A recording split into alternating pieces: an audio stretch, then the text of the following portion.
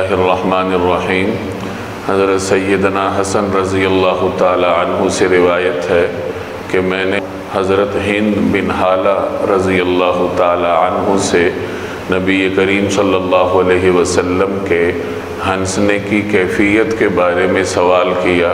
تو انہوں نے فرمایا کہ آپ صلی اللہ علیہ وسلم کے ہنسنے کی کیفیت مسکراہٹ تک محدود ہوتی تھی، اور جب آپ صلی اللہ علیہ وسلم مسکراتے تھے تو آپ صلی اللہ علیہ وسلم کے دانت مبارک اولوں کی طرح شفاف، چمکدار اور آبدار نظر آتے تھے۔ یہ روایت امام ابن جوزی رحمہ اللہ نے الوفا میں نقل فرمائی ہے،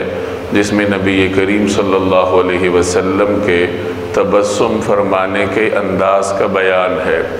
ایک اچھا انسانی معاشرہ اس وقت وجود میں آتا ہے جب اس کے رہنے والے لوگ آپس میں ایک دوسرے کے ساتھ ہمدردی رکھتے ہوں، خوش مزاج ہوں، ایک دوسرے کے مسائل کو سننے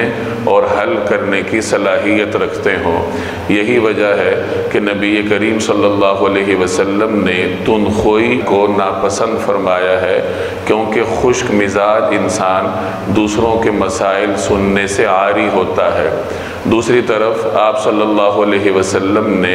بہت زیادہ ہنسنے اور قہقہے لگانے کو بھی ناپسندیدہ قرار دیا ہے، کیونکہ بہت زیادہ ہنسنا اور زوردار قہقہے لگانے سے دل مردہ ہو جاتا ہے۔ اعتدال کا راستہ وہی ہے جو کہ رسول اللہ صلی اللہ علیہ وسلم کا مستقل طریقہ کار تھا،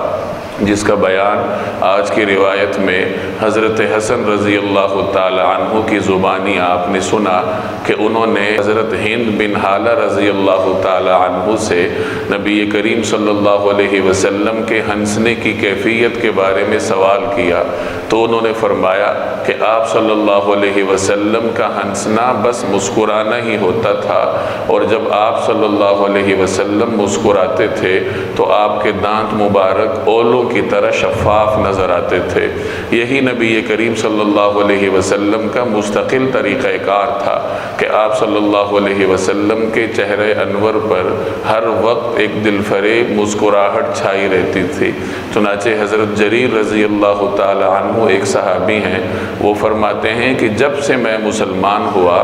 اور اس کے بعد جب بھی آپ صلی اللہ علیہ وسلم نے میری طرف دیکھا تو مسکرا کر دیکھا۔ تو اس سے ہمیں یہ سبق ملتا ہے کہ تندخوئی اور خشک مزاجی سے پرہیز کرنا چاہیے اور ایک دوسرے کا استقبال مسکراہٹ کے ساتھ کرنا چاہیے۔ اللہ تبارک و تعالی عمل کرنے کی توفیق عطا فرمائے۔